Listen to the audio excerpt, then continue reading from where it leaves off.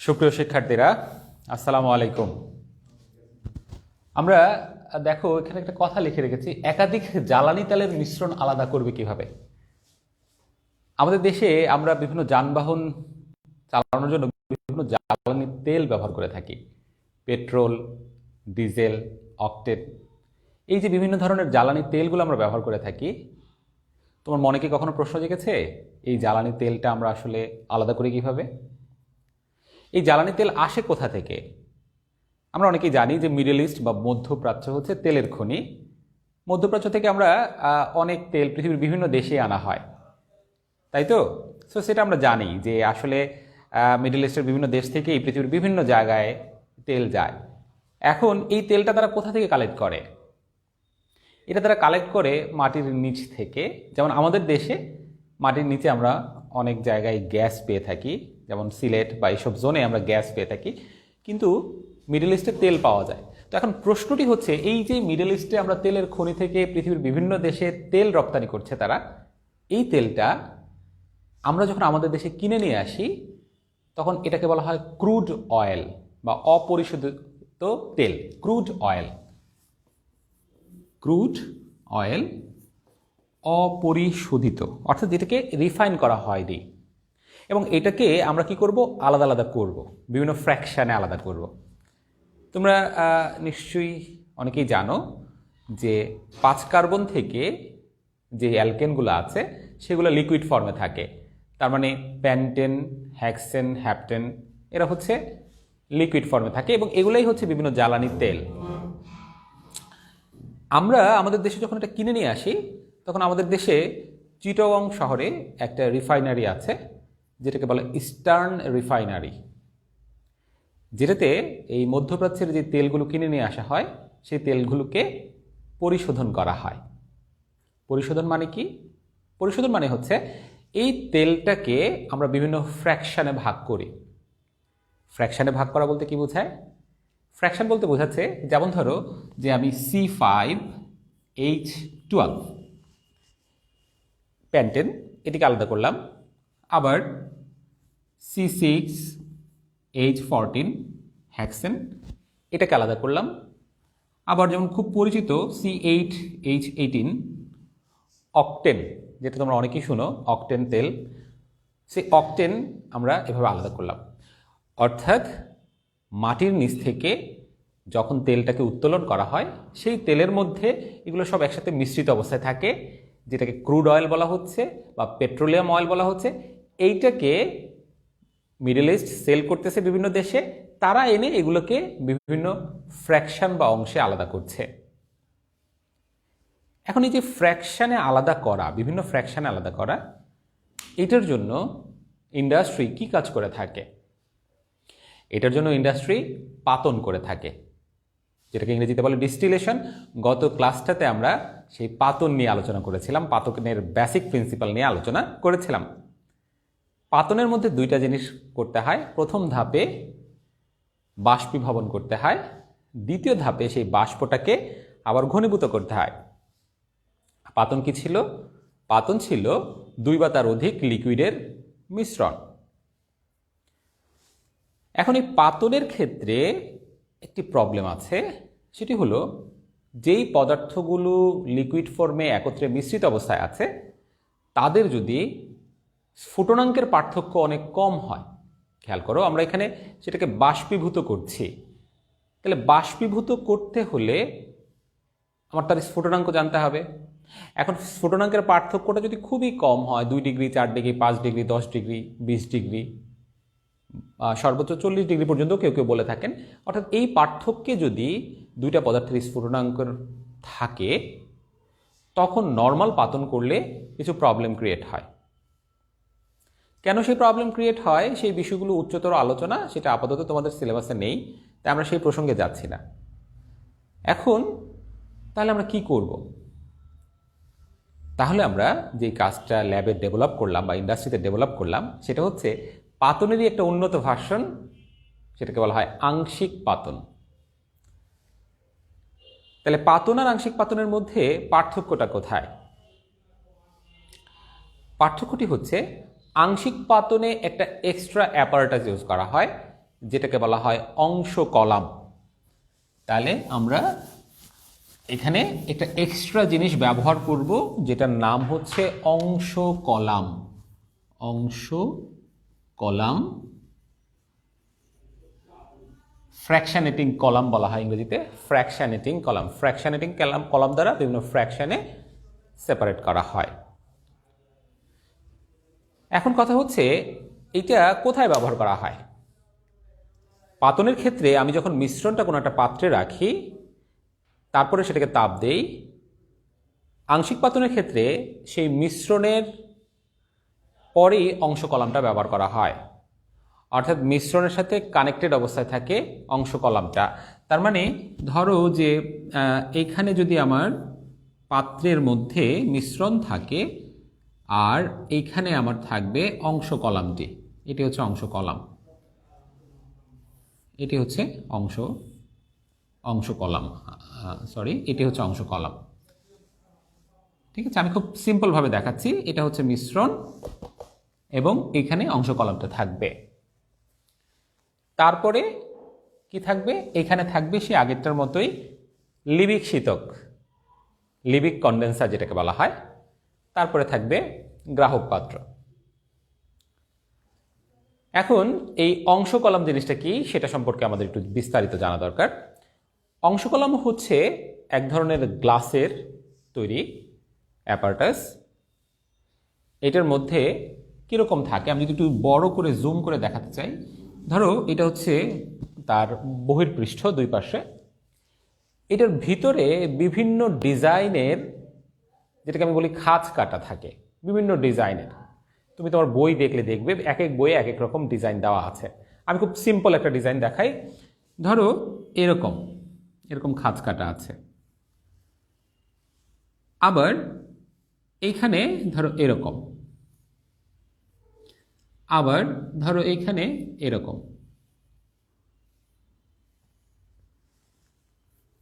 এইভাবে আমার যে বড় গ্লাসের অংশ কলামটি আছে তার ভিতরে এরকম বিভিন্ন খাঁজ কাটা থাকে। খেয়াল করো এই জায়গায় আমার ঊর্ধ্বমুখী অংশটা যেদিকে ওপেন, তার ঠিক পরের স্তম্ভে অন্য জায়গায় সেই অংশটি ওপেন করা হয়েছে। দেখো এই জায়গায় ওপেন করা হয়েছে এই জোনে, আর এই জায়গায় ওপেন করা হয়েছে এই জোনে।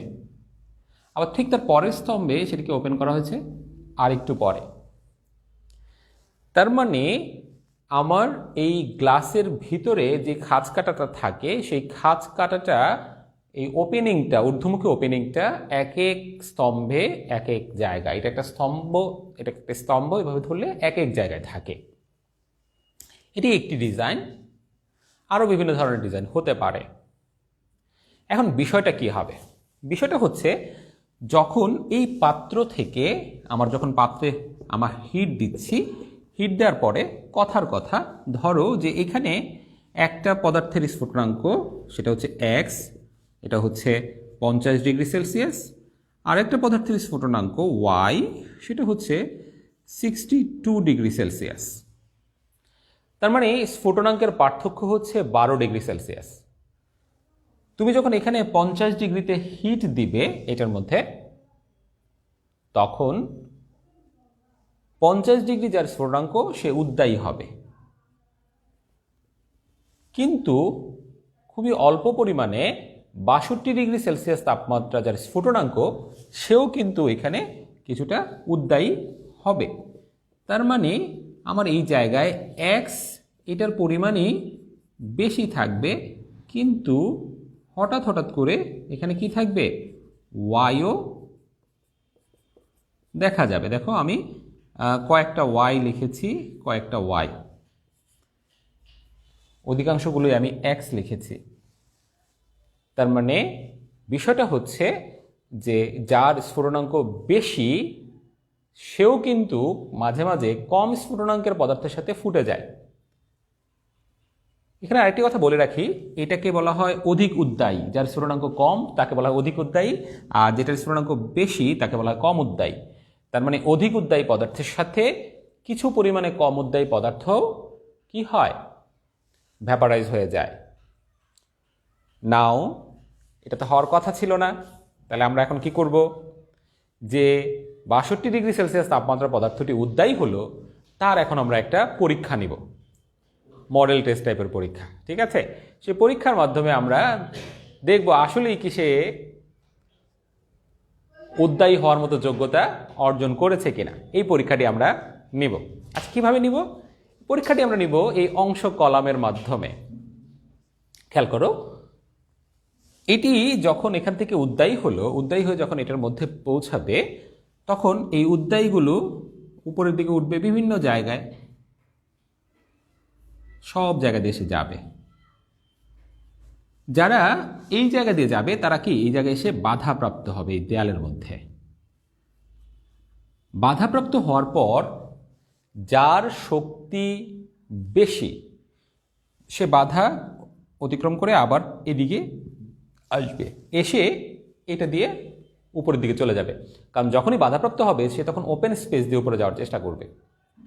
এখন বিষয় হচ্ছে 62 ডিগ্রি সেলসিয়াস তাপমাত্রার কিছু পদার্থ যেটা আসলো সে কিন্তু এখানে বাধাপ্রাপ্ত হওয়ার পর তার ইন্টারনাল এনার্জি কমে যাবে।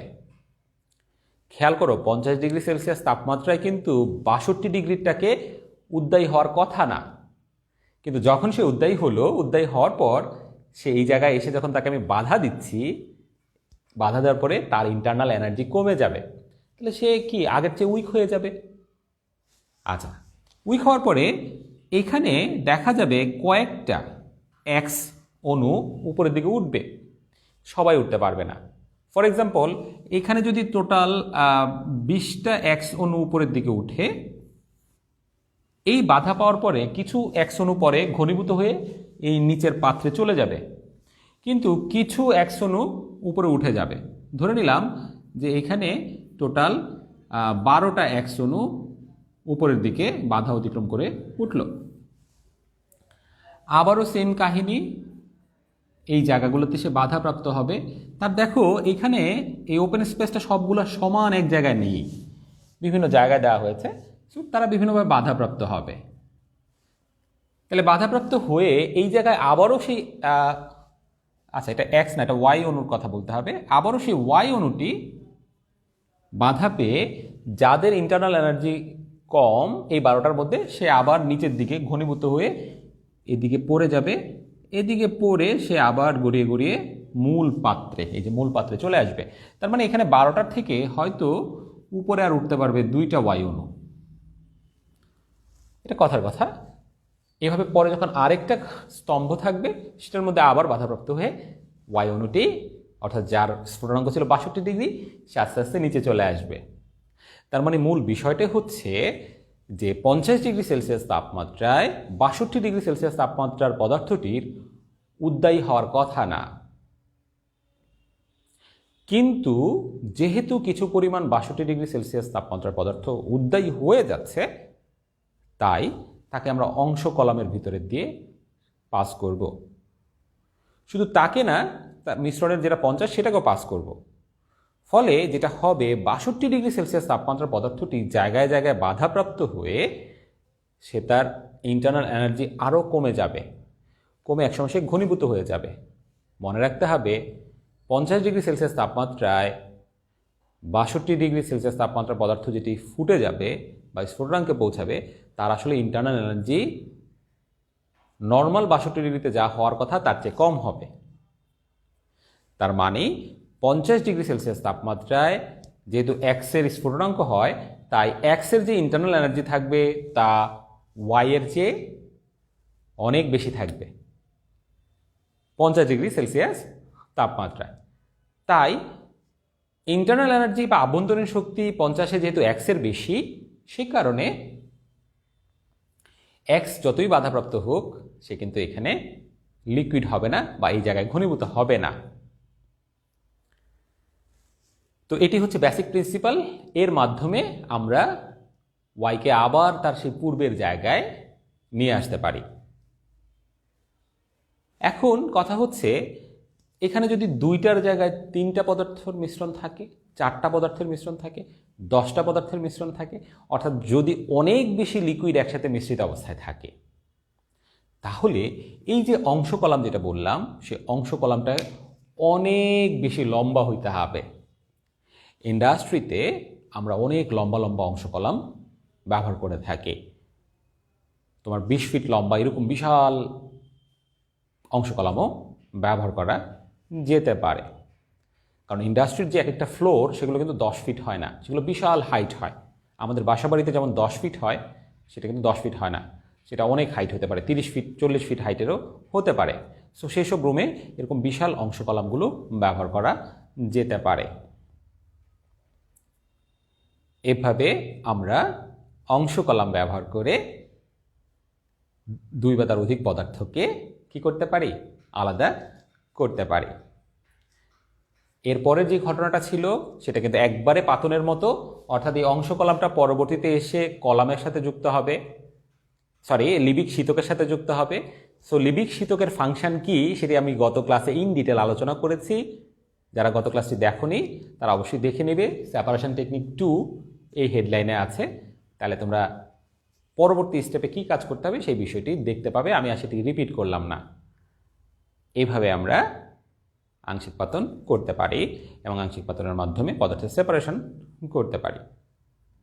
এখন এই ক্ষেত্রে তোমাদের নলেজ যাচাই করার জন্য যেটি হতে পারে যে উদ্দীপকে তোমার বিভিন্ন পদার্থ XYZ দিয়ে বলে তাদের একটা স্ফুটনাঙ্ক দেয়া থাকবে। এখন সেই স্ফুটনাঙ্কগুলোর গ্যাপ দেখতে হবে। গ্যাপ যদি 40 ডিগ্রির চেয়ে বেশি হয় তাহলে তুমি পাতন করবে, আর যদি সেটি 40 ডিগ্রির চেয়ে কম হয় তাহলে তুমি সেটি আংশিক পাতন করবে। তাহলে এই বিষয়টি তো আমরা ইজিলি ডিটারমাইন করতে পারবো স্ফুটনাঙ্ক দেখেই, তাই না? যেমন ধরো তোমাকে আমি ফর এক্সাম্পল বললাম যে প্রশ্নে দেওয়া আছে XYZ। এখন এখানে স্ফুটনাঙ্কগুলো দেওয়া আছে, ধরো এটা 30 ডিগ্রি, এটা দেওয়া আছে 75 ডিগ্রি সেলসিয়াস, এটা দেওয়া আছে 120 ডিগ্রি সেলসিয়াস। বললো যে এটা মিশ্রণের মধ্যে আছে, তুমি এটাকে কীভাবে পার্থক্য করবে? তুমি সিম্পলি বলবে যে X এবং Y এর স্ফুটনাঙ্কের পার্থক্য হচ্ছে 75 - 30, দ্যাট ইজ 45। আচ্ছা, এটা একটু আলাদা করে দিই, দুইটাই 45 দেখাচ্ছে। এরপর তুমি বলবা Z এবং Y এর টেম্পারেচারের পার্থক্য হচ্ছে 125 - 75, মানে হচ্ছে 50। X কিংবা Z এরও টেম্পারেচার পার্থক্য 125 - 30, মানে 95। যেহেতু এক্ষেত্রে পদার্থগুলোর স্ফুটনাঙ্কের পার্থক্য 40 ডিগ্রি অপেক্ষা বেশি, তাই আমরা এখানে পাতন করলেই চলবে। আর যদি তোমাকে এইভাবে দেয় যে X হচ্ছে 45 ডিগ্রি সেলসিয়াস, Y হচ্ছে 60 ডিগ্রি সেলসিয়াস, Z হচ্ছে 70 ডিগ্রি সেলসিয়াস, তখন তুমি বলবে যে X এবং Y এর টেম্পারেচার পার্থক্য 15 ডিগ্রি, Y এবং Z এর টেম্পারেচার পার্থক্য 10 ডিগ্রি, তাই এখানে আংশিক পাতন করতে হবে। শিক্ষার্থীরা, এক্ষেত্রে তুমি মনে রাখবা X আর Z এর পার্থক্যটা তুমি করবে না, সেটা করবে না। সেটা যদি 40-এর বড়ও হয় তাহলেও সেটাকে বিবেচনা আনা যাবে না। যেমন ধরো যে এটা যদি 65 হয় আর এটা যদি সে 90 হয়, তাহলে এই দুটার পার্থক্য কিন্তু 45, সো এটাকে বিবেচনা আনা যাবে না। আংশিক পাতনের ক্ষেত্রে মিশ্রণের যে কোনো দুইটা পদার্থের স্ফুটনাঙ্কের পার্থক্য 40 ডিগ্রি বা তার কম হলেই তাকে আংশিক পাতন করতে হবে। এক্ষেত্রে একটি বিতর্ক কেউ কেউ করেন, কেউ কেউ বলেন যে এটা 20 ডিগ্রির পার্থক্য হলে আংশিক পাতন করা উচিত। মনে রাখবে, আংশিক পাতন করলে তোমার কস্টিং বেড়ে যাবে, কারণ তোমার অংশ কলাম ব্যবহার করতে হবে। তার মানে সেক্ষেত্রে তুমি যে সেপারেশনটা করবা সেটা কিন্তু অনেক পিওর হবে। অর্থাৎ যেটা নর্মাল পাতনে করা যায়, তুমি চাইলে সেটাকে আংশিক পাতন করো, প্রবলেম তো নাই, কারণ তোমার টার্গেট হচ্ছে সেপারেশন করা, 100% অ্যাকুরেটলি করলা। এটাকে তার মানে এটাকে পাতন করলেও হচ্ছে, এটাকে আংশিক পাতন করলেও হচ্ছে। কিন্তু যেটাকে আংশিক পাতন করতে হবে সেটাকে নর্মাল পাতন করলে শতভাগ কি আলাদা 100% পিওরলি করা যাবে না। এটি একটি অন্যতম সমস্যা। এই জায়গায় একটা সাপ্লিমেন্টারি কোশ্চেন আমাদের জানা উচিত, সেটা হচ্ছে সমস্ফুটন মিশ্রণ। সমস্ফুটন মিশ্রণ কি? দেখো, সমস্ফুটন মিশ্রণ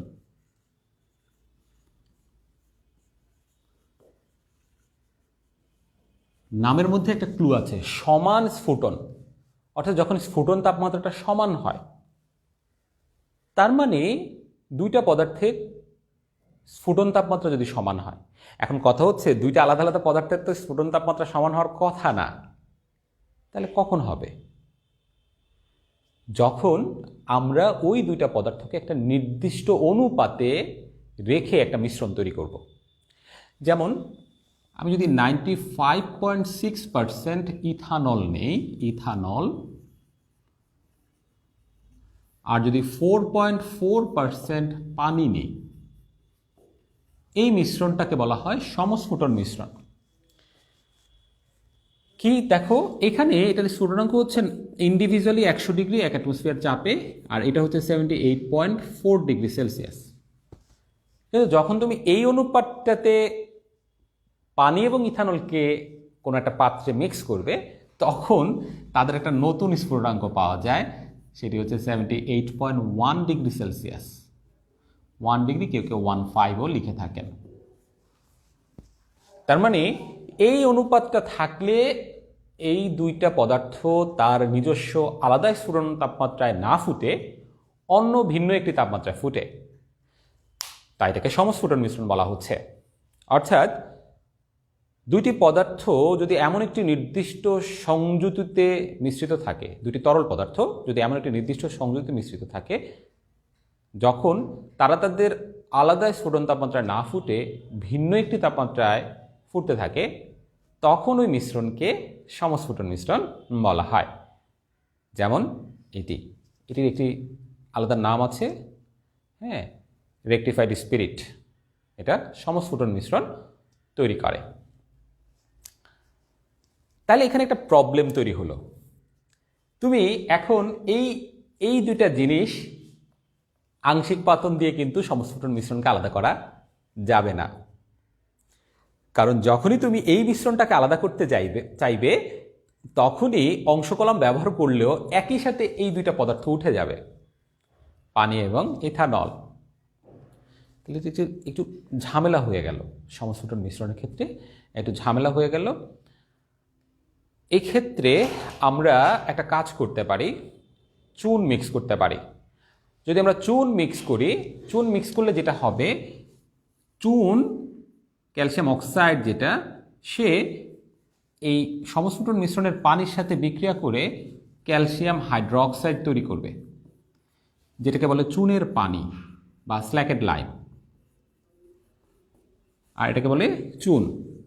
একটু পার্থক্যটা বুঝতে হবে। দেখো, চুন হচ্ছে যেটা সাদা সলিড ফর্মে থাকে, যেটা আমরা চুন সবাই চিনি কম বেশি, পানের সাথে যে চুন খায় মানুষ, সেটা।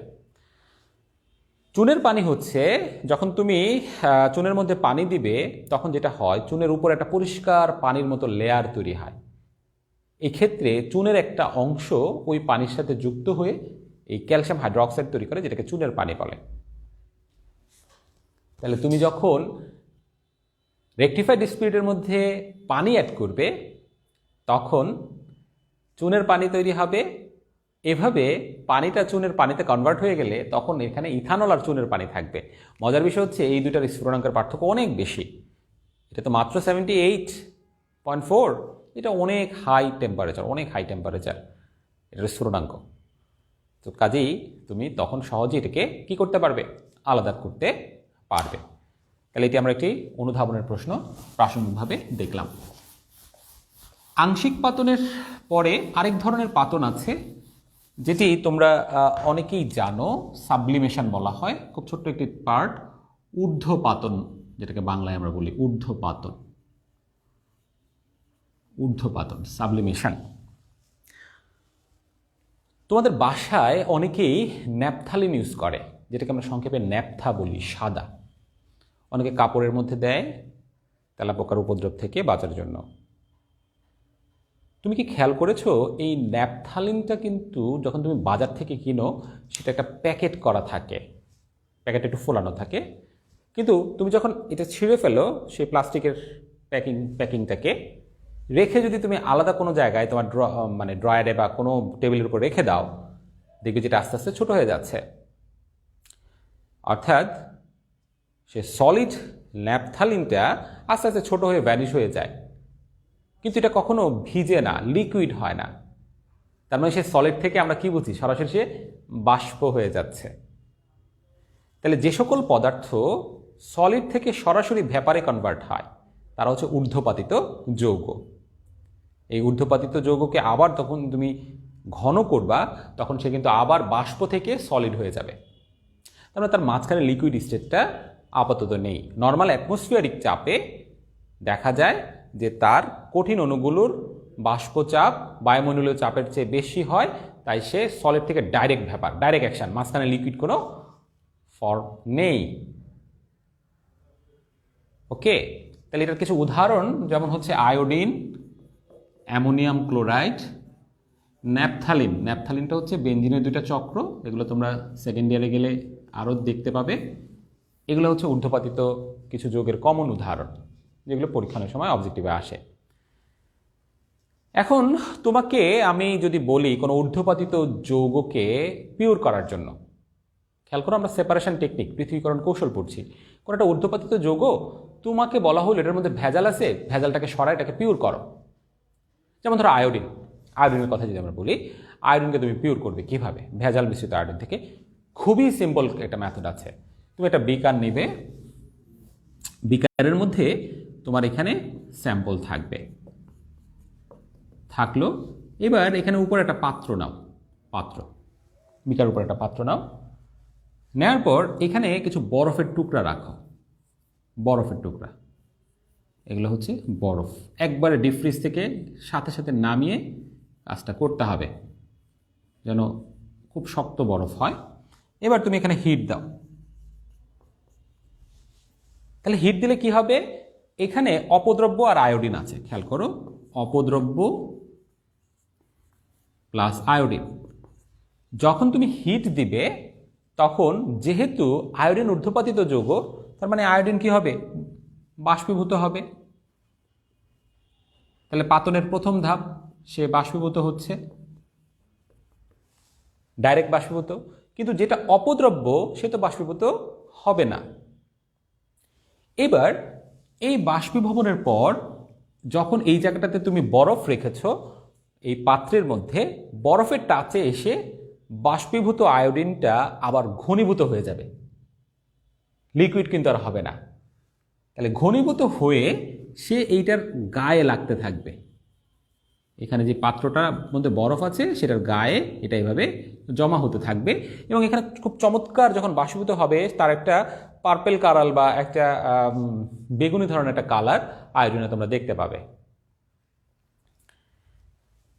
তাহলে এই বরফটা একসময় আস্তে আস্তে কি হবে, গলতে থাকবে, কারণ হিটেও সেটা তাড়াতাড়ি গলে যাবে। একটা স্টেজ পর তুমি দেখবে এখান থেকে যে বেগুনি কালারের যে ভ্যাপারটা বা ধোঁয়ার মতো তৈরি হচ্ছিল, এই ধোঁয়াটা তৈরি হওয়ার ঘনমাত্রা আস্তে আস্তে কমে যাবে। তাহলে কমে যাওয়া মানে হচ্ছে এখান থেকে আয়োডিনটা যখন কমে প্রায় শূন্যের কাছাকাছি আসবে তখন বুঝতে হবে আয়োডিনটা মোটামুটি সেপারেশন হয়ে গিয়েছে। এবার হিট দেওয়া বন্ধ করো, বন্ধ করার পর এই বরফটা ফেলে দাও। বরফটা এখন বরফ অবস্থায় নেই, পানি অবস্থায় চলে গেছে, ফেলে দাও। এবার কোনো একটা ছুরি দিয়ে এটার নিচে যেই জিনিসটা লেগে রইল, যেটা হচ্ছে আবারও সেই সলিড আয়োডিন, সেটাকে তুমি ছুরি দিয়ে কেটে ফেলো। কেটে কোনো একটা পাত্রে এরকম ছেঁচে একটা পাত্রে রাখো। এভাবে আমরা অবিশুদ্ধ আয়োডিনকে বিশুদ্ধ করতে পারি। এটি খুব সিম্পল ডেমনস্ট্রেশন, তুমি চাইলে নিজেই বাসায় করতে পারো। এছাড়া আরেকটি আছে যে তোমার সেই কনডেন্সার শীতক ব্যবহার করেও এটি করা যায়। একইভাবে শীতকের ভিতর দিয়ে গেলে সলিডটা প্রথমে ভ্যাপার হবে, ভ্যাপারটা পরবর্তীতে শীতকের ভিতরে যাওয়ার কারণে সলিড হবে। প্রাসঙ্গিক একটি শব্দ বলে শেষ করব, এইটিকে বলা হয় উৎক্ষেপ। উৎক্ষেপ অর্থাৎ অবিশুদ্ধ ঊর্ধ্বপাতিত যৌগ যখন বিশুদ্ধ ঘনীভূত অবস্থায় আলাদা হয় তখন তাকে উৎক্ষেপ বা সাবলিমেট বলে।